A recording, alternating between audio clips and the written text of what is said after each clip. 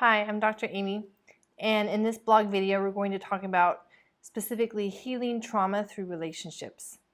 And we know that any kind of trauma, especially attachment trauma, but really any kind of trauma, is a big disruption for relationships. And so it's in this repair of relationships that we heal from trauma. And we can see the effects that trauma has on relationships when we look at studies like the Vietnam Readjustment Study, where it looked at some of the problems decades later that some of the Vietnam veterans were reporting. And so many of them were relational. They were reporting marital problems, parenting problems. They were reporting still having problems feeling like they could emotionally connect with someone else, anyone else. They felt very isolated, and some of the men especially resorted to violence in order to try to maintain some feeling of control, mastery, autonomy, and we're having a high divorce rate and having a much higher rate of difficulty getting along with their significant others than other veterans without PTSD, or certainly way above the average population. And so we know that trauma affects relationships. You can see this in the relationship patterns, especially the romantic relationship patterns of anybody with a history of attachment trauma. And it's a very unstable and yet what becomes a predictable relationship pattern. So how do we use relationships then to heal trauma?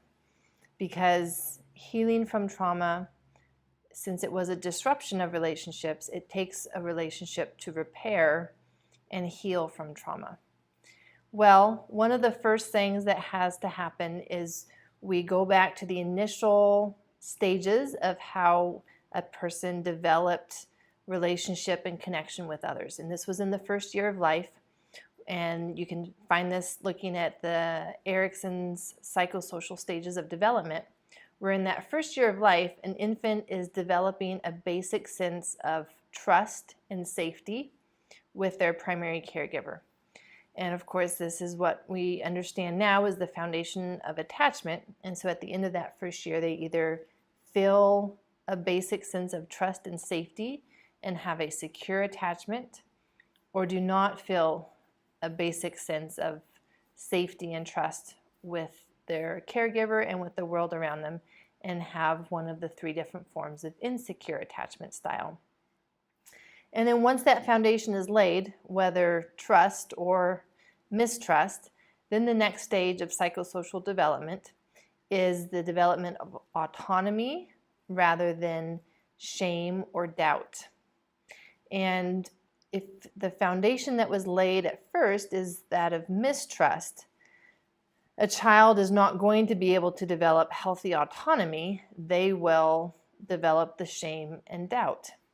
And so going back to that initial way in which a person established a connection with other people is the same way that we have to use relationships now to heal a person from trauma, from PTSD, from attachment trauma, whatever their specific history of trauma is. And so the first step that we're going to be doing is creating a basic sense of safety. And in all cases, the physical safety is what comes first. And this is something that our bodies do unconsciously as we enter into a room or we enter into a new environment.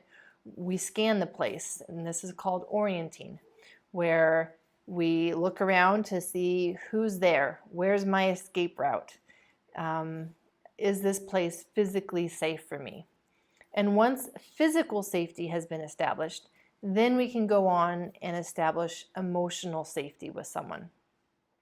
And this is where I think a lot of misunderstanding has happened when it comes to trauma, because most people focus on the empathy, some may even say sympathy, for those with history of trauma, and that's what establishes that basic sense of trust and safety. And it doesn't. When you look at how an infant develops trust and safety in their parent, It's because of the fact that their parent is so much bigger than they are, so much stronger than they are, that they rely and they depend on their caregiver to do for them what they cannot do for themselves. And that becomes everything. That becomes feeding them, that becomes changing their diaper, and very importantly, it becomes emotionally regulating them. In a person with a history of trauma, they need someone else to be able to emotionally regulate them, and that's who they will feel a basic sense of trust and safety with. So it's going to be a person who has an inner quality that emanates a sense of strength, a sense of, I am bigger than your emotions. I am stronger than the monsters that you think are out to get you. I am bigger than all of that. If you try to just be their friend and their buddy and play with them, they will never develop that basic sense of safety with you, because they're not going to see you as stronger than they are, and they know that in their strength, they were overpowered during their traumatic event. They need someone who they perceive as stronger than they are. It helps a lot if that person is physically stronger, because that just helps the process go a little faster for developing that trust and that safety, but it's not a requirement. The main requirement is an inner strength, an emotional strength, where whatever is going on with you, I am not affected. You can yell at me, you can throw a fit, you can throw a temper tantrum, you can get depressed, and my emotions are not based on your emotions. I will not be emotionally affected by whatever you are going through. I am bigger than that. I am stronger than that. And that's what helps regulate them emotionally. Because when they're falling apart, they need someone who is emotionally attuned. We're not going to say that that's not an important piece, because that's an essential piece, to stay emotionally attuned to them, emotionally connected, but not on their emotional roller coaster. I stay calm. I stay happy. I am going to be happy whether you are happy or not. That's the kind of inner strength, inner emotional strength that is required if you are going to be the person healing someone from trauma and reestablishing that connection with humanity, with others that they need to fully heal. So again, the first step in healing someone from trauma is going to be reestablishing a connection of relationship with them. And that requires the first step to be establishing a basic sense of safety and trust. First, physical safety, and then emotional safety and trust. And that emotional safety and trust requires both an emotional attunement. I am going to be tuned in to where they are at emotionally, but I'm also going to be emotionally stronger than what they are as they're recovering from trauma. And they need to see and perceive that strength and attunement, strength and connection. And sometimes that strength looks like boundaries, sometimes it looks like structure. There's many different ways in which that strength shines through, but there has to be a perception of strength for them to be willing to trust anybody else to reconnect after a trauma. So after we've developed that basic sense of safety and trust, again, the next stage that an infant would go through, as Erickson's psychosocial stages talks about, is that of developing autonomy versus shame and doubt. And trauma, it destroys our sense of self. It destroys our sense of autonomy and control, that if I say no, it's not going to happen to me, that you're going to listen to me and you're going to stop when I say, that's enough, I don't want that. And whether we're talking about a natural disaster that overpowers someone, or a relationship trauma where there was abuse or neglect or attachment trauma, all of that leads to a destruction of our self perception of how we see ourselves in relationship to other people especially, and our ability to have any control, any will of our own, and our power and autonomy.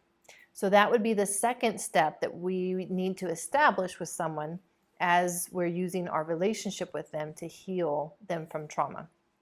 And this is going to look like giving them opportunities for autonomy and being aware of when they need distance versus closeness. And it's not a distance in terms of isolation.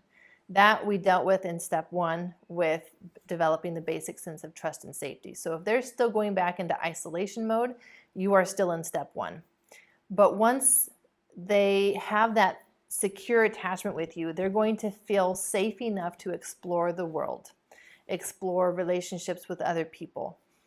And so this is when it's time to be emotionally attuned enough to them to know when they need that space, when they need to go out to explore, when they need to try something on their own, versus when they need you to monitor that and stay right beside them and be that regulating strength for them, regulating presence for them. And this is how they slowly regain their self-autonomy, their self-confidence, their perception that, hey, I do have a say, I can have a voice, I can have a will, a power, decisions, I can have opinions that are my own. I don't have to be helpless and let the world happen to me. I can create the world that I want. And all of that is destroyed after a trauma, and so it needs to be rebuilt in step 2 after we rebuild their basic sense of trust and safety in step 1. So I hope this has been helpful in a review of how we use relationships with people in order to heal them from trauma, and the 2 initial steps and phases that we go through in that relationship process to heal them from the disruption of connection that they experience after a trauma. I welcome your comments and look forward to hearing from you.